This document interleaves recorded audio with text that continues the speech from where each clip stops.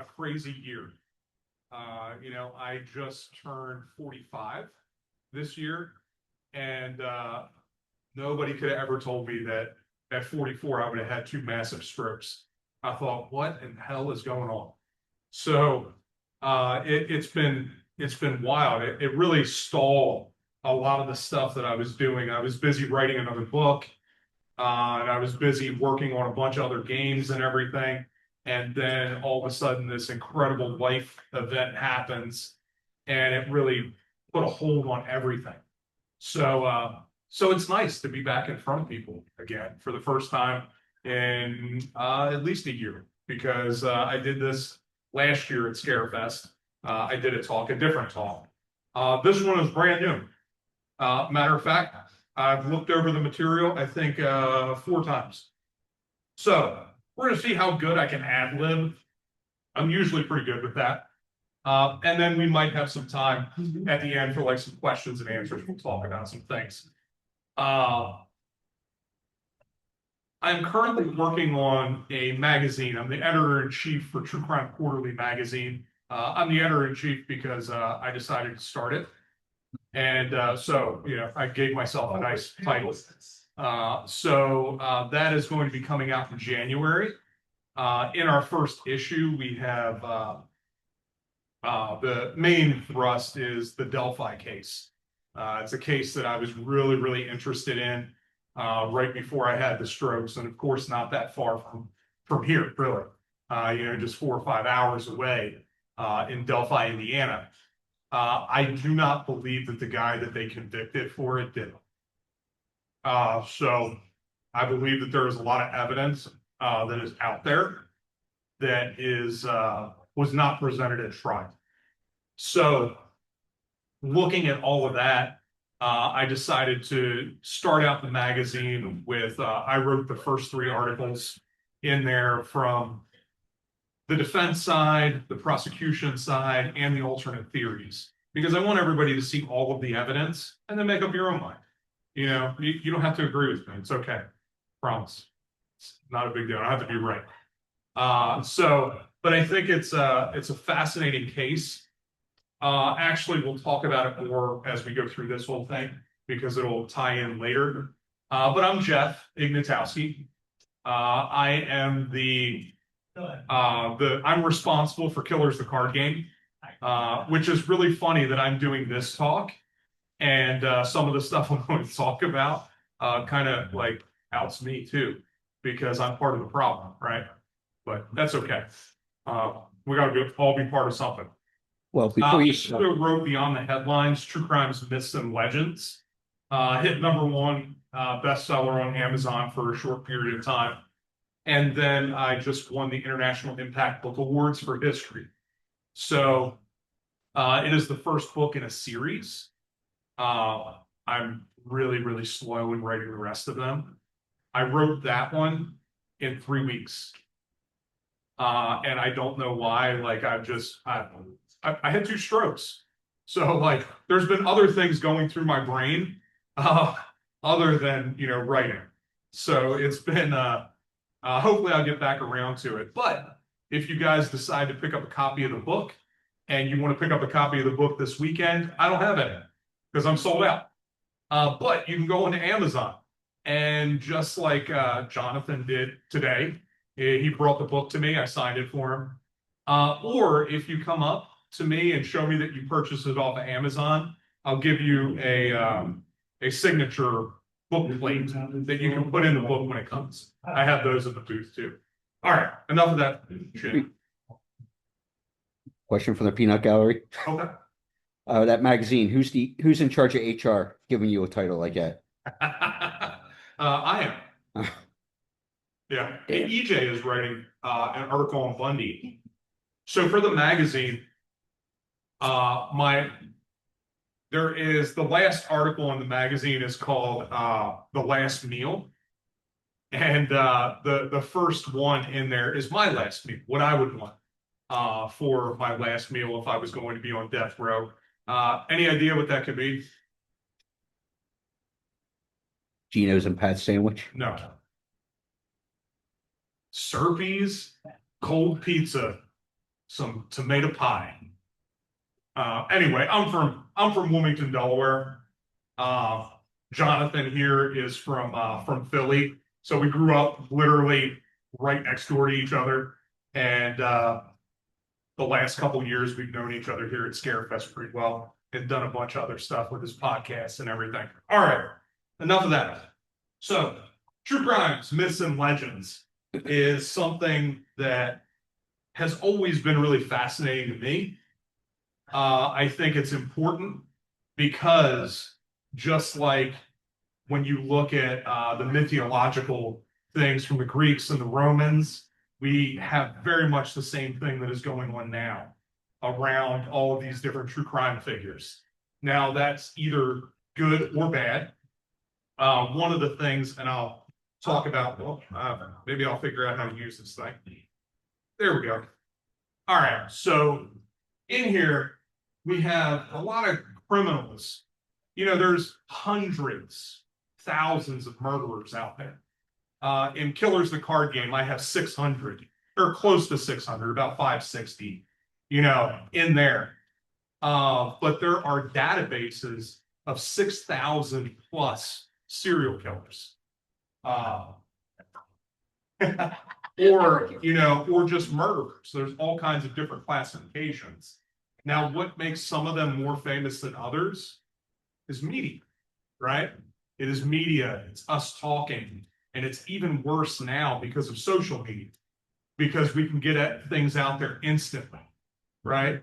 Like, we just had the Charlie Kirk assassination, right? All of that stuff that happened, the social media fire that happened after that, good or bad, you know, wherever you sit on that, it doesn't matter to me.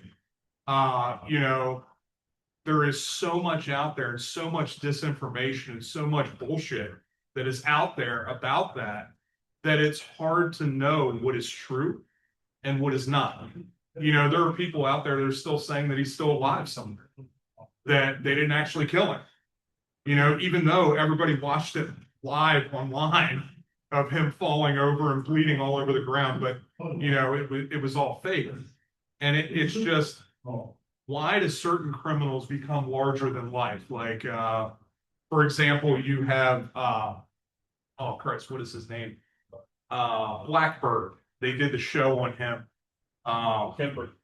Well, Kemper is one. Yeah, Kemper is somebody that, like, people in true crime know who Kemper is. But outside of that, unless you watch Mindhunter, nobody knows who Kemper is. But everybody knows who Ted Bundy is, right? Why is that? Why do some people get that and other people don't? Everybody knows who Dahmer is, even before, you know, the Ryan Murphy show, right? Everybody knew who Dahmer was. But it's because his crimes were so incredibly, you know, disgusting that, you know, everybody knew about it. You know, so it's interesting. Now, what separates fact from legend? So it's really us, right? It's us believing everything that's being said without looking into it, right? Without really understanding like what happened in this case. There is so much out there. We'll talk about it here in a second, like Elizabeth Bathory and in the trials and stuff. There is never any mention of her bathing in blood, ever. Nobody's ever mentioned it, but it is the big story, right? Everybody knows that Elizabeth Bathory bathed in the blood of virgins, right? Which has probably never been the case. So, you know, when you look through those things, she certainly tortured a lot of people. Her and her husband and her whole little staff there tortured a ton of people. Does that mean that she killed 600 some odd people? No. She was actually never convicted of killing anybody, which is fascinating. But anyway, so one of the first things I tried to do this with my book. We have this idea that when we talk about myths, that it's always negative, right? And it's always wrong. But that's not actually where the word comes from, right? A myth is neither true nor false. A myth is just a myth. It's something that we don't know. Like, we're not sure if it's true or not. But in our society now, we always make it like when somebody says, man, that's a myth about that person. It's always a negative thing, right? It carries that negative connotation. Uh, Eventually, I'm going to figure this out. There we go. So myths embody cultural fears retold until they're symbolic. It is just us telling those things over and over and over and over again. In the Kennedy assassination, John Wilkes Booth, how many times have we heard that he jumped off the balcony and broke his leg, right? Is it true or not? There's some people that say it's true. Some people say it's not. Which is it? I don't know. There are other people said it was other people that jumped off the balcony onto the stage. So did he die there in, when he went and ran from the place? Was he shot and killed? Or did he survive and live until old age? Because there is a story out there about that too. It's fascinating where all of that stuff comes from. And even now, recent crimes are the same way. That same kind of mythology spreads about them. Again, the Charlie Kirk assassination. Is he alive? Did Tupac actually die? Did they shoot him, gun him down? Or is he living in Aruba somewhere?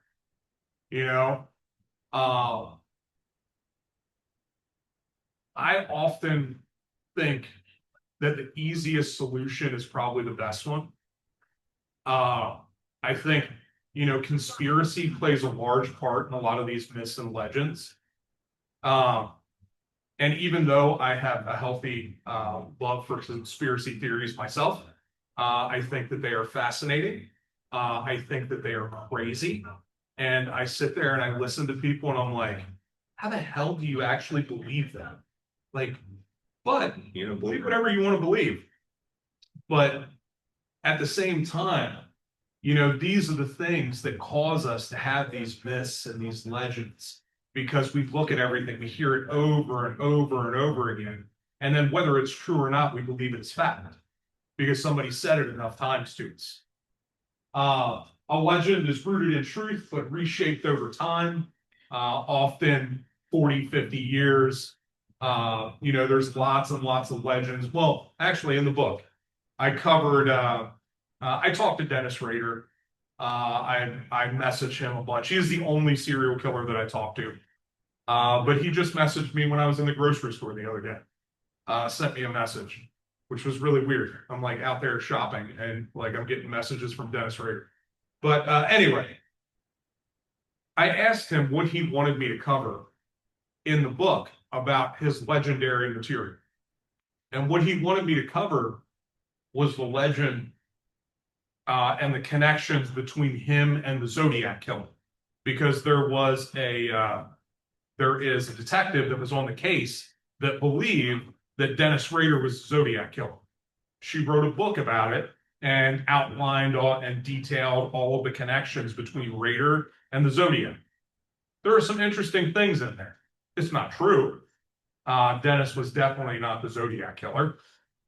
I talked to him about it. And if there's anybody that would want the fame from also being the Zodiac Killer, is Dennis Rader. So I believe it is true that he was not the Zodiac, or he would have been, the FBI have interviewed him 4 times over that. So anyway, we'll get back to that. But true crime myths act as modern cautionary tales. There we go. Yeah. That's how that works. All right. I want to read this to you, a definition for criminal mythology. It refers to the collection of narratives, archetypes, and myths that grow around real or imagined criminals. Over time, facts blur with fiction, and the criminal becomes a cultural icon, either a monster, a martyr, or a misunderstood anti-hero. So, everybody, how many of you watched the Ed Gein, Ryan Murphy thing? I'm surprised, it's not everybody in the room. Because I watched it too. I watched it. I hated it. It is really, really well done. Charlie Hunnam is incredible as Ed Gein. Love it. The first episode, incredible. I love the first episode, minus the first scene of him, masturbating and strangulating himself, which was never anything Ed Gein ever said. I have his original psychology reports at home, and he never said that he ever did anything like that. And they asked him, like, what you did. So, and the way that they laid it out, with all of the girlfriend and all of this stuff was complete ridiculous. Ed Gein never had a girlfriend. He certainly never had sex with Bernice Worden. Gein swore to the day he died that he was a virgin, right? So, the necrophilia stuff is not true. It was really interesting, though, the way that they did that. And I got to imagine that Bernice Worden's family is pissed at how they portrayed their ancestor. And this is something that, this is a big thing when you're talking about myth making, is going to filter through and color everybody's view on Ed Gein, because people will watch that show and believe that it's true, that it's not a dramatization, that it's not just a show, because they did the same thing with Dahmer, and everybody believed that that was true. And they were very close on Dahmer. Dahmer was really good. I thought that there were a few inaccuracies, but nothing that was a big deal. This person didn't actually live in the same building with them. They lived next door. Big deal. But everything else, in essence, was pretty accurate with the Dahmer series. I was never really into the Menendez brothers case, so I don't know about that one, how accurate that was. But definitely Dahmer was pretty close. It wasn't bad. Of course, they extrapolated a lot with the relationship between him and Tony, which was really interesting. If there was more of a relationship there than we know of. I thought it was really well done and very tasteful the way that they did it.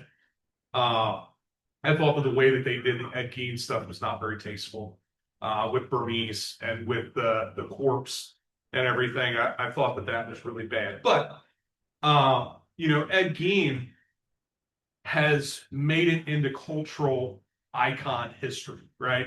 He's influenced more movies as a serial killer than any other serial killer out there. He's influenced at least 20 different movies, and I go through those in the book. All these different movies that he's influenced and different characters and things. One of the things that drives me crazy, I love the horror community. The horror community and true crime don't always mix, which makes no sense to me. Because to me, all of the horror would not happen if it wasn't for true crime. Like, all of the ideas and stuff that come from horror movies and stuff all come from real shit that happened. Terrible, but it's true. Like, all of those ideas were spawned from real things that happened in people's real communities. Just like, whether you choose to believe it or not, here's another myth for you, that Stephen King based Pennywise on it, right? Or based Pennywise on Gacy. He's always denied that he's done it. There's no possible way that living in the 80s, writing that book, that he didn't see the big clown up in Chicago who was burying bodies in his crawl space. Like, come on. There was some influence there, obviously. Now, Joe Hill, his son, will say that it was, that there was influence there. But Stephen King will not say that. I don't know why. I don't know why it's a big deal. He got himself in trouble. Who was it? It was when I was watching the BTK documentary.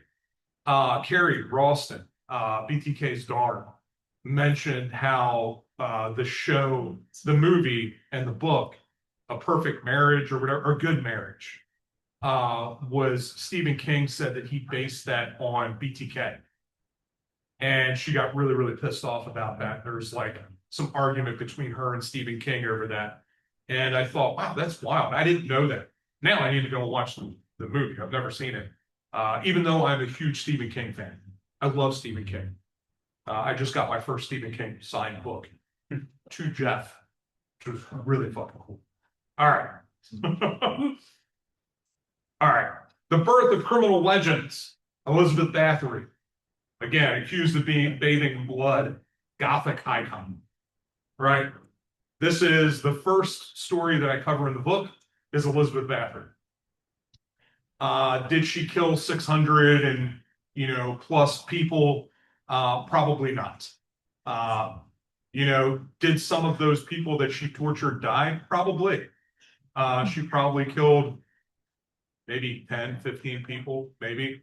What's interesting and I find really fascinating is her connections with vampirism in the United States. Because this is at the same time in the same area in Hungary where Vlad the Impaler is, and all of the stories about vampirism come from. And then there's these stories about Elizabeth Bathory bathing in blood and drinking blood and smearing the blood all over her face and all of this stuff. It is directly related to those stories about vampirism during the time. It is the myths and the culture that was around them that led to all of this stuff, because nobody that actually worked with her ever said that she did any of that stuff. And that is what is in the actual documented court reports, because they still have those. Nobody said she did any of that stuff, but it was the myths and the legends that rose up around that really changed that. Jack the Ripper, since it's unsolved, will always have myths and legends about, because nobody knows who Jack the Ripper was. There's over 100 suspects for Jack the Ripper. I will tell you who I think it is. I do not believe that the shawl is legit. I think it's bullshit. It is not possible. If I were to murder 3 of you in this room right now, right, and everybody else walked through the blood, right, and put fingerprints everywhere, you would never be able to figure out who actually did it. Other than the video that he's taking right now, right? We can cut the power. But it would be tainted, right? This whole crime scene would be tainted because there's so many people in this building. Now, you tell me how you could have a shawl sitting in somebody's drawer for nearly 200 years and still get accurate DNA off. It's not possible. Not possible. It's just not. Nobody knew what they were doing. Nobody knew to preserve any of that stuff. And I don't care what science they have. If I can't do that right here, right now, 5 minutes from now, like a month from now, they wouldn't be able to get accurate DNA off of it. You cannot tell me that shawl has accurate DNA almost 200 years ago. It's passed through so many hands. Everybody has passed it around at the dinner table, like, oh, look, this was the shawl that so-and-so, was it Catherine Eddowes, I think. I can't remember which one it was. I think it's Eddowes. But, the family had been passing it around saying this was hers for years. There is no possible way to get accurate DNA from that. Now, that doesn't mean that it wasn't Aaron Kaminsky. It could very well be Aaron Kaminsky. I don't know. However, I did an interview on my podcast with, I can't remember his name right now. Oh, he would kill me. Anyway, I did an interview on my podcast. Go check it out. True Crime Myths, Legends, more. But he talks about Jack the Ripper and talks about Francis Tumblety. And I will tell you that he convinced me that it was Tumblety on that podcast. You can see, I'm not on board with him at first. And then he presents all the evidence that he has. And I'm like, dude, that's crazy. So Tumblety, early on in his career, has a uterus collection, which was significant to me, was really interesting. What is collected from most of the women is uterine parts. And then Tumblety is in London during the time that the Ripper murders happen in 1888. Right when he leaves, they stop. There are another 32 murders that happen here in the States called the Railway Ripper murders that are consistent with the Jack the Ripper murders in London. Tumblety was known to be in every single one of those murders. He was in the area, in the town, riding the railway.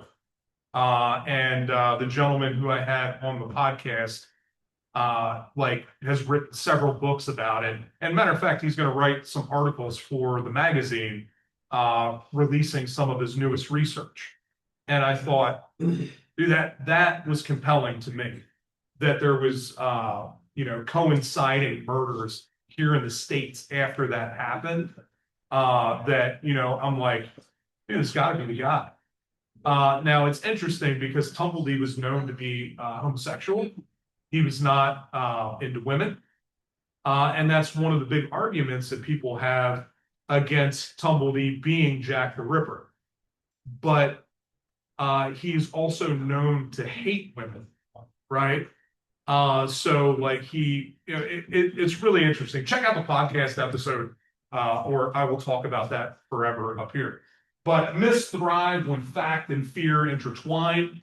It's why those old cases that are unsolved continue to be problematic, whether it is, here in the States, the Zodiac Killer, there in London, Jack the Ripper, or any serial killer that's not caught yet, right? It is that fear.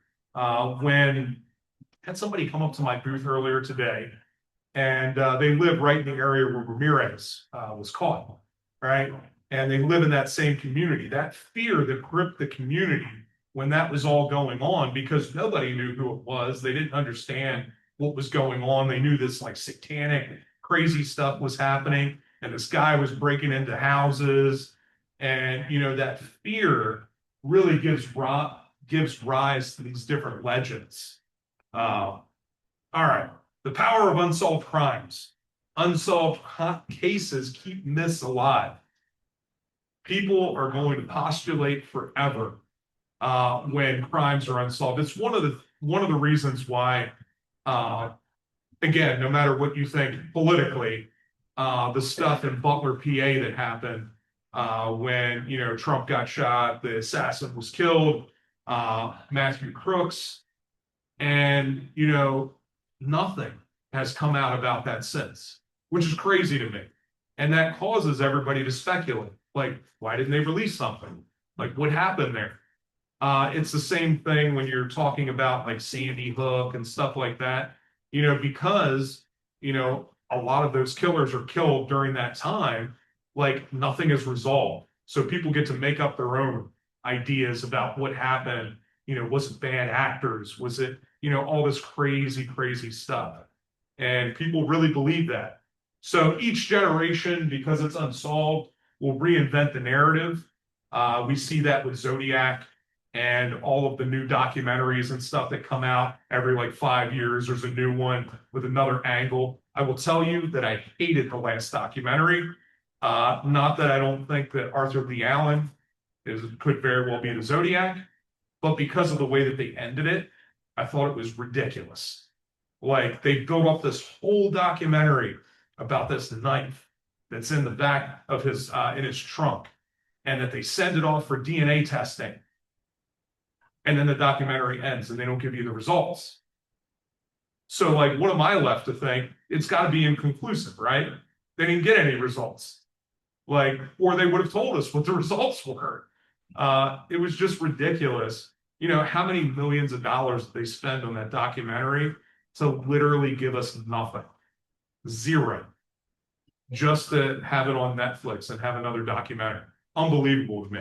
But that is the power of the media. Mystery becomes the legend's fuel. All right.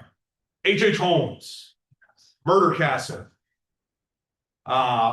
Really, really interesting because you have about 3 officers that go into the murder castle. They detail what they saw while they were in there. The next day, the murder castle burns to the ground, right? Very strange that it happens right after a guy goes and sees Holmes in prison, and then the murder castle burns down. Obviously, he burned it down because Holmes didn't want them to find what was there. Obviously, right? So there is a lot about H.H. Holmes. Of course, then we have through the years all of this speculation on what was there, what was he doing? Did he kill 300 people at the World's Fair? Was he dropping bodies down the grease chutes? Was he selling their bodies for medical science and, all of these different ideas, which may have all been true. I don't know. However, what I do know, he was not Jack the Ripper.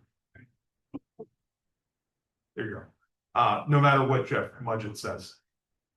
Anyway, that's a whole nother story. There has been some talk over the last couple of years about me and Jeff like having a debate about his great-great-grandfather. I also believe that it was Holmes that they found buried there.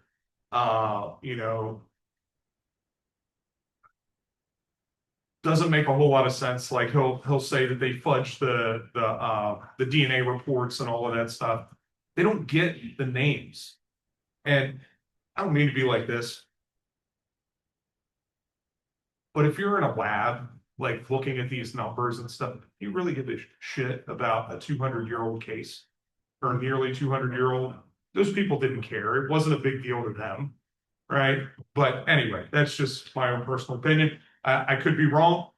I think Jeff is a very honest, he believes what he believes. I just believe that he is incorrect. So, Lizzie Borden. So Lizzie Borden is acquitted of the murders of her parents and the family, right? But she is immortalized in a nursery rhyme. Like everybody will remember that, Lizzie Borden gave her mother 40 whacks and gave her father 42 or whatever it is. Lizzie Borden, of course, going to be the next episode in Ryan Murphy's I don't know what you want to call it, monster series. The monster series. Yeah. I don't know. I think Lizzie Borden did it. I think she was guilty. Personally, I think she was guilty. I think she may have had help. But I think that, especially afterwards, when you read some of the stuff about how much she wanted the money and they were getting ready to cut her off, I think that she did it. Actually, I had somebody that went there to the Borden house and did a paranormal investigation there at the Borden house and said that Lizzie came to him and said that she did, which was really interesting to me. But that's a whole nother story. You believe whatever you want about that stuff. But these are the things. H.H. Holmes, very much sensationalized by the media. Lizzie Borden, again, very much sensationalized by the media because the media at the time did not believe that women were capable of that kind of murder, right? Women could not possibly do something like that. Well, we know that that's bullshit, right? Like women can do whatever they decide to do. And if you got a sharp enough axe, you can cut through anybody's skull, right? The fact that she went and tried to buy the prussic acid a week before that to try to like kill everybody anyway seems to me to be like the nail in the coffin. Just personally, like you tried to kill them before, like why wouldn't you axe murder them to death? Like it's crazy to me. But all right, the role of the press, especially in times before, it's interesting because you figure in the 1800s, the 1900s, early 1920s, 30s, all you had was the newspaper. That's it, right? So whatever was written in those headlines was the real news. Now we have these, and we have instantaneous news, not really news, bullshit, that anybody can say whatever they want online, and whether they have any kind of real authority or not. There's plenty of people that will talk on social media and have their podcast or whatever and never have any connection to any one of the cases that they're talking about. They have somebody else that is gathering all the information, and they are literally just a talking head sitting there regurgitating what someone else has written for them and done all the research. That's how a lot of podcasts are done. I don't do things that way. I do an interview style podcast anyway, because I don't want to do that, right? I don't want to just have some writer write a bunch of stuff for me and then I have to read it off of the thing like that. It seems crazy to me. I enjoy really diving in and understanding things before I stand up and talk about them. Maybe. I don't know. Maybe not. All right. Stories sold fear, not facts. It's the same thing now, right? We see it especially right now in our media. It hasn't changed very much in the last 100 years. Fear sells, right? They are doing a great job of trying to divide us as people, and that kind of division makes them lots and lots of money. And it's crazy. The press turned killers into legends. They certainly did that with Dahmer, Bundy, H. Holmes.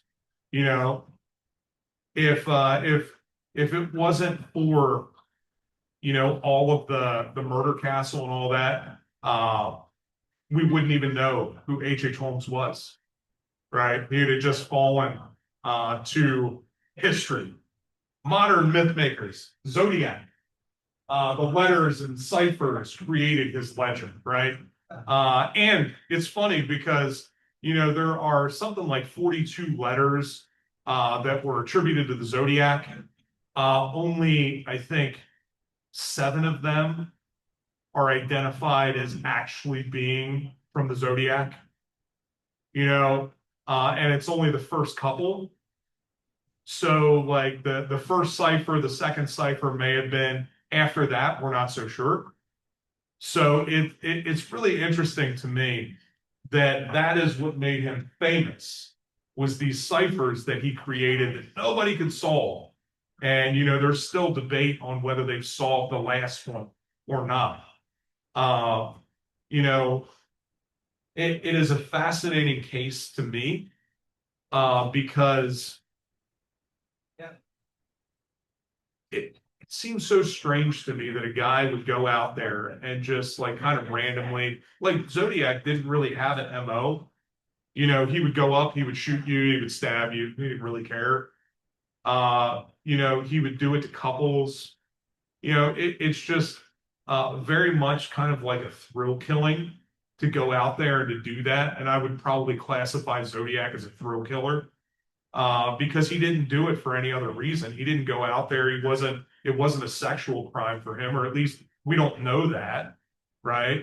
Not like Bundy or Dahmer, where they were doing it to gratify some kind of need, other than just to go out there and go to the park and see 2 people sitting there together and to, assault them. It's crazy. And then he goes and starts, communicating with the police, which is interesting because later on we'll talk about it. BTK did very, very similar things, which is one of the reasons why they connected the Zodiac and BTK, because BTK would do the same thing. He would, contact the police. He would play this game with them. So Ed Gein inspired Psycho, Texas Chainsaw Massacre, Silence of the Lambs, specifically Buffalo Bill in Silence of the Lambs. The other half of that, Buffalo Bill, was inspired by Ed Gein, obviously the wearing of the woman's suit and all that, but he was also inspired by, why can't I think of it right now? Oh man, that's terrible. Gary Heidnik. So Gary Heidnik was local Philly, serial killer that had a pit in his basement, kind of like the pit that Buffalo Bill used to put the lotion on the skin, right? So it's the combination of those 2 created Buffalo Bill. So pop culture and modern myth making has really changed horror into myth and given a lot of these things. Like we have one of the movies that's really interesting to me is the one Gacy. What is it called? It's the one about Gacy and the kid that was writing to him. I can't remember what the hell that movie is called now. But anyway, maybe it's Letters to Gacy or something like that. Anyway, this was a kid that was writing letters. He wrote a book about it. I have his book. I've read it. He ended up later on becoming a lawyer. He commits suicide later in life. because he really struggled with a lot of the stuff that had happened to him. Now, in the book, he talks about going and visiting Gacy in prison, and that Gacy had control of the whole prison. He could do whatever the hell he wanted. Ridiculous. It's not possible, right? Gacy was not that well liked in prison. And it's fascinating. Like literally in the book and in the movie, they go into this room and they're sitting right across from each other, and Gacy rapes him there, or attempts to rape him there, and the guards are just standing there watching like he's paid off the guards. And it's like, could that happen? Maybe. The likelihood of that happening is really, really slim, right? Now, he wrote about it in his book. Does that necessarily make it true? No. He also wrote to Dahmer. I think he wrote to Bundy, Ramirez, but he was trying to be their perfect victim. I believe that that's what the book is called, The Perfect Victim, I think. But anyway, but he was trying to be their perfect victim. So when he wrote Gacy, Gacy wrote him back and supposedly had him molest his brother and all kinds of stuff, using this whole power and control over him. And now he didn't actually do it, but he led Gacy to believe that he was doing it to become his perfect victim. It's a really interesting book. How much of it is true? I don't know. How much of it is fiction? I'm not sure. He says it's true, but I've also never seen them publish any of the letters either that were written back and forth between the two. And you would think if you really wanted to prove it, you just publish the letters. Of course, he killed himself, so we'll never know now. But pop culture has certainly changed our opinion on a lot of these things and made it almost easy and more palatable, which is scary. One of the reasons why I created Killers the Card Game, and I don't talk about this that often, but I wanted it to be uncomfortable, right? I wanted people playing it to be able to understand the psychology better, but I put the pictures of the people, like the real pictures of Ted Bundy and Jeffrey Dahmer on the cards, because I wanted it to be uncomfortable. I want you to look at that and know that this is real. Like, yes, you're playing a game. Yes, you're doing that, but it is still reality, right? And I never wanted that to be lost on anybody that was doing that, that understood that, All right, here we go. Gacy, Pogo the Clown symbolized corrupted innocence. Interesting. Jeffrey Dahmer, the media fixation, blurred horror and fascination. So when I was writing the book, I really thought that the H.H. Holmes chapter would be my favorite, because I always loved H.H. Holmes. He was always my favorite. As far as that goes, he was always the most interesting to me. And then maybe because I researched him so much before, it was really boring for me to write that chapter. Like, it didn't do anything for me. However, when I got to Dahmer and Gacy, you will see that the book, those chapters are almost double the size of the other ones, because I just I don't know what it was. I think a lot of it is I have friends that are up in Wisconsin. I'm good friends with Bob Mata, who is his dad was Gacy's defense attorney. I'm friends with Bill Dorsch, who was one of the cops there. He was one of the cops there in Chicago during the time of the murders. He knew Gacy, and so he's been on my podcast. And so we talked about a lot of that stuff. And so it was really, really present for me. I had a lot of connections to those cases. And I don't know what you guys think. Do you think that Gacy only killed 33 people? Okay, good. Neither do I. I do believe that there are bodies probably buried at the apartments across the street. Matter of fact, I went over there for Bill, and he asked me, his apartment was directly across the street. That's when he saw Gacy digging the holes in the ground, right? In the documentaries, it'll talk about that, the cop that saw him, that was Bill. So he was like, dude, I want you to take a video from my doorstep to the apartments. right? And see how long of a walk that it's literally 100 yards, right? Literally, you walk out of his front door, you turn to the left, and there is the where Gacy would have been digging the holes, right? And so I was like, it was crazy to me that it was that close. I had no idea, but I videoed it for him and sent it to him. I don't know what the hell he did with it. But it was just fascinating to me to see that and to be there and to know that Gacy probably dumped bodies there too. I believe that the two bodies that were found at the roller rink there were probably done by Gacy. You know, uh, when Gacy was arrested, he first said that he killed over 50, right? That was his first thing. And then I don't know where the 33 came from. I think the 33 really came from Baskin Robbins 31 Flavors. And because he's a clown, he thought that that would be funny.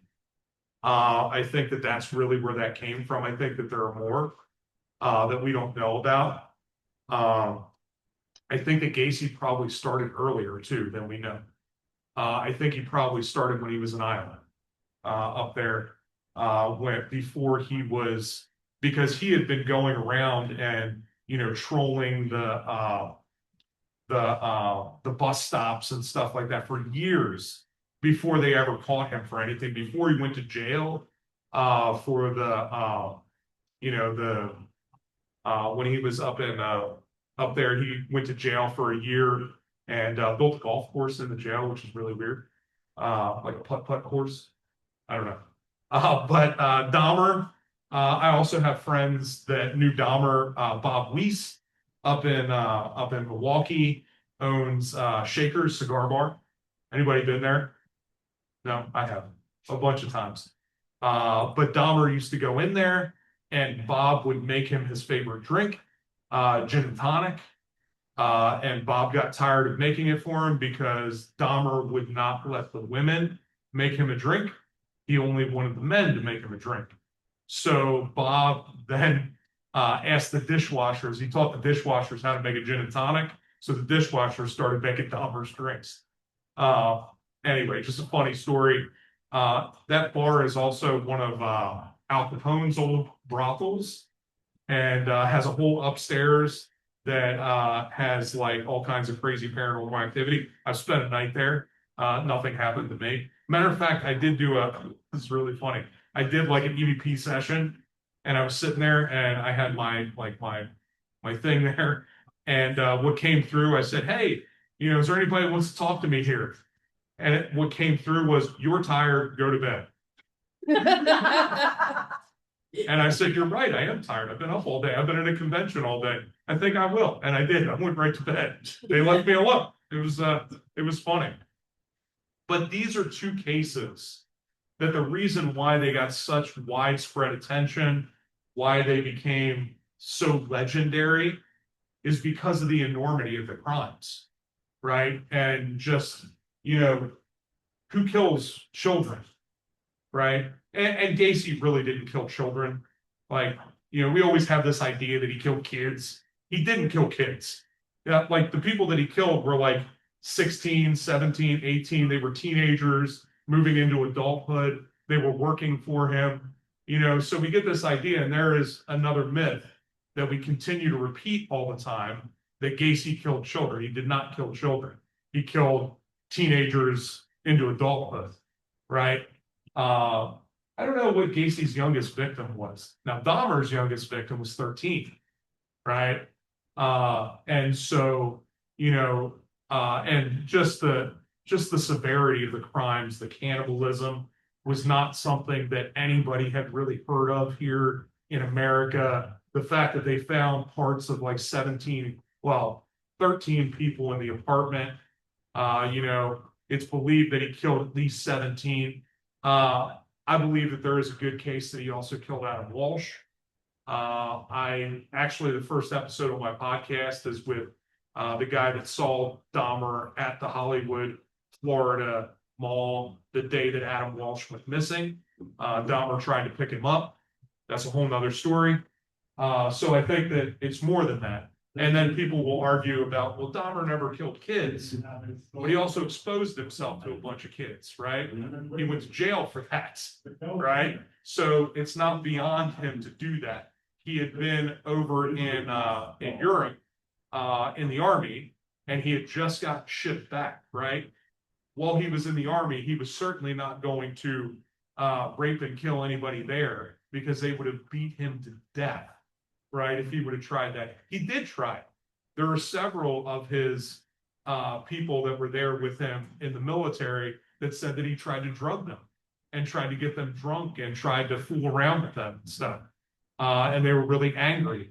And they like tried to bring him up on charges. One of the reasons why he got shipped off.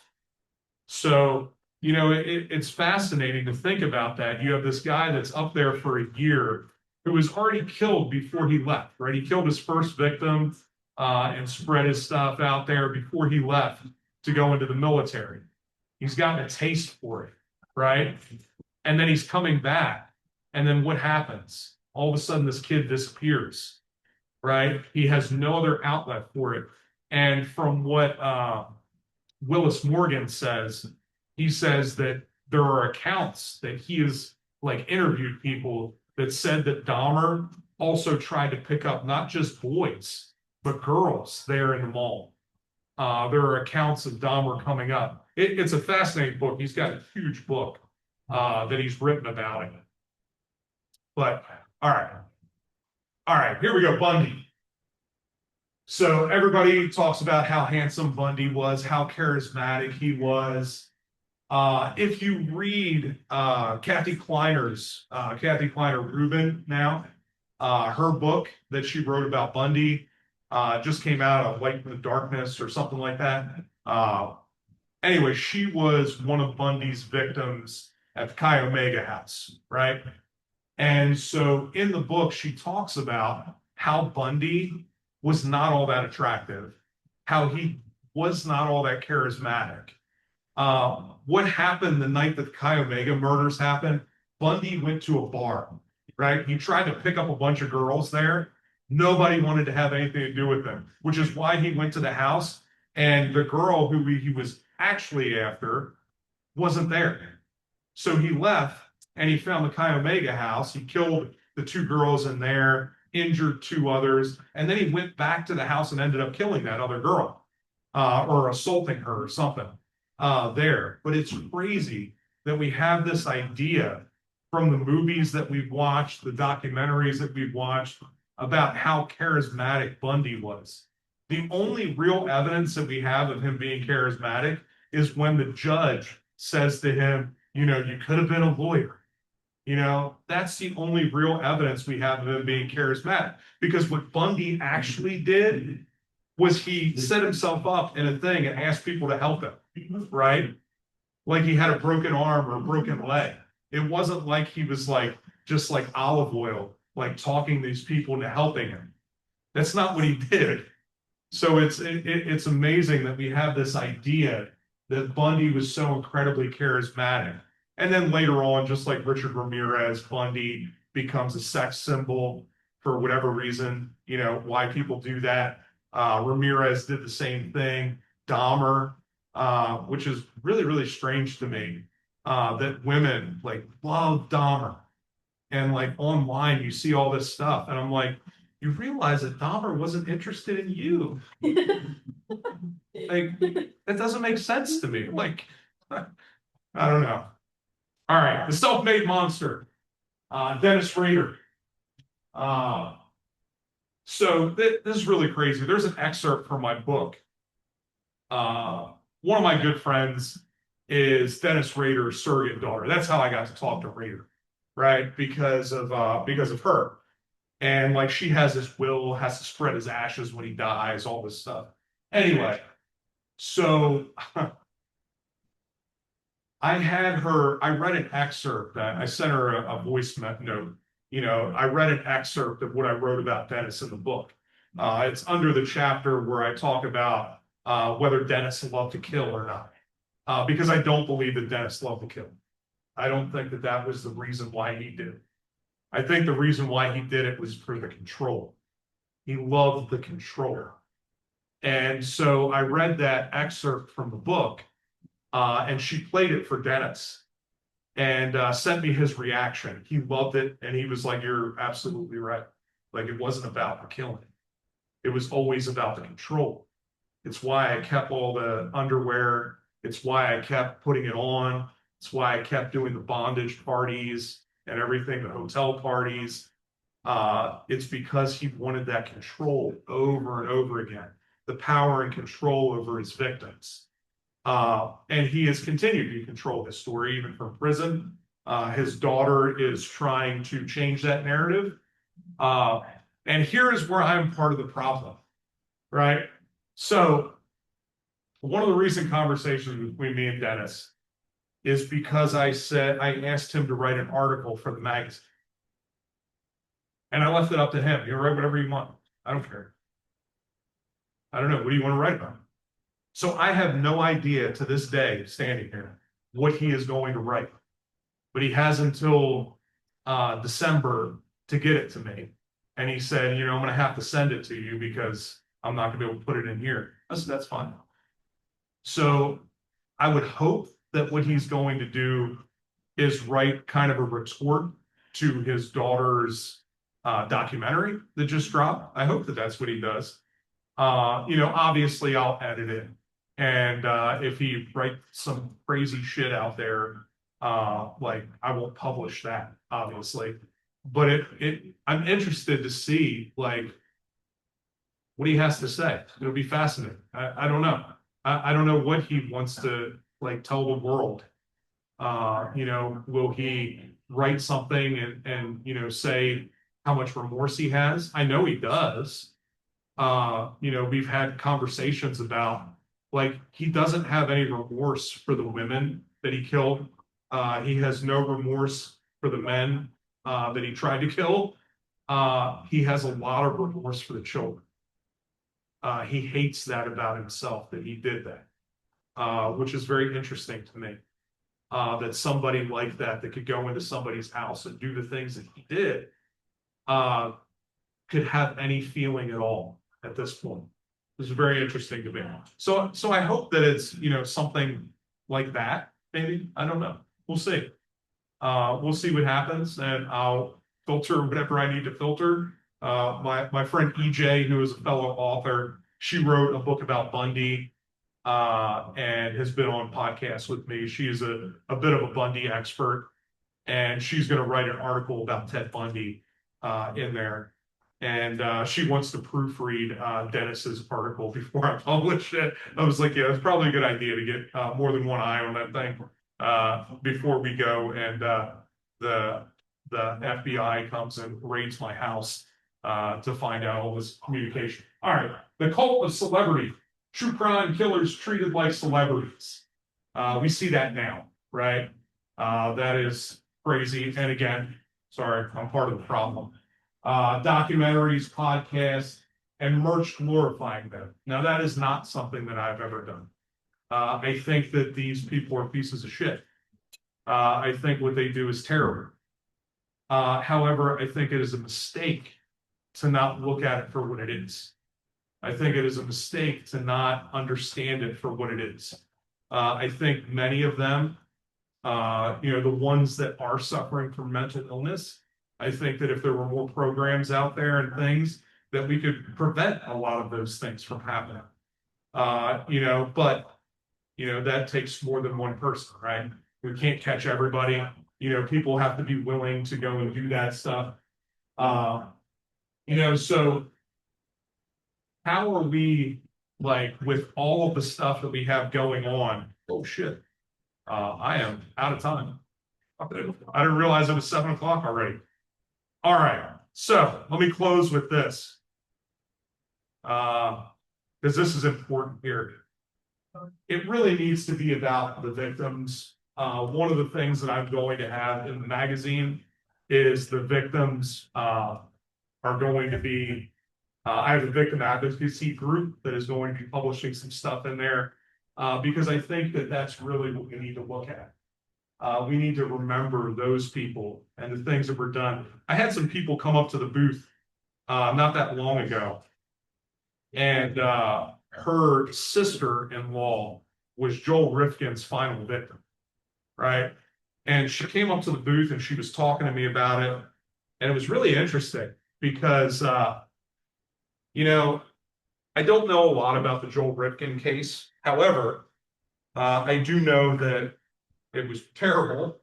And she was really happy that her sister-in-law was able to help get him caught.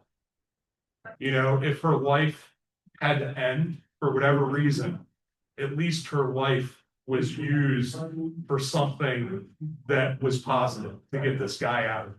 And I thought that that was an interesting perspective from a family member in that kind of situation. But yeah, well, there you go.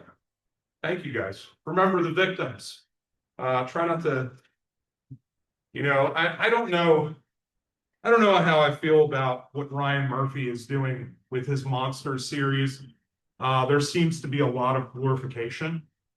And, you know, especially with the Ed Gein one, rather than really honoring the people, especially after what they did with Bernice Warden's family. So, I don't know. But one of the reasons why I didn't add any of the victims to Killers the Card Game is because I thought that it was a really, really bad taste, number one. And now the further I get out, the more I want to understand that. It's one of the reasons why in the book I go through and you know, all of Dahmer's victims' names are there. You know, I want to remember that part of it and understand the sacrifice that they made. You know, whatever the case may be, you know. So anyway, there you go. Try not to perpetuate myths out there. There are many of them. And if you don't know for sure, you don't know. It's okay to not know. But like we perpetuate these things like they're fact all the time, and they're not. Like we don't know. Like I was outside the other day. I was doing an Instacart shop. And I was standing outside of the grocery store. And there was a guy talking about the military and the Constitution and everything. And I was like, he looked like a homeless dude. I don't know if he was or not, but I'm like looking at him and I'm thinking,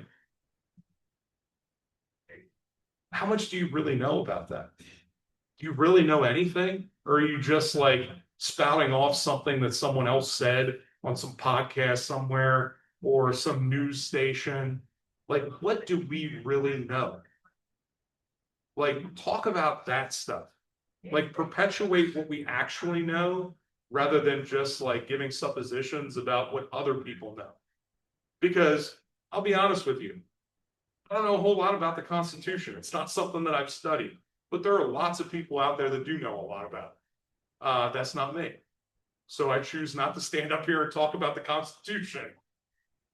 So it's, you know, it's just crazy. We live in a world that has bought into so much of this myth making, whether it's by TV, the movies, the media, that we need to really be careful in the things that we're ingesting and what is true and what's not, because it's everywhere. With social media, it is horrible.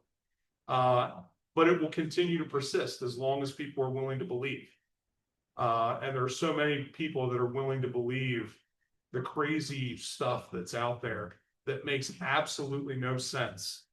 But they believe it and they'll go around and they'll tell everybody about it. You know, why do we sit on the truth when we know what makes sense and what doesn't? You know, it's crazy. All right. Sorry, I thought we'd get to some questions and answers, but I guess not.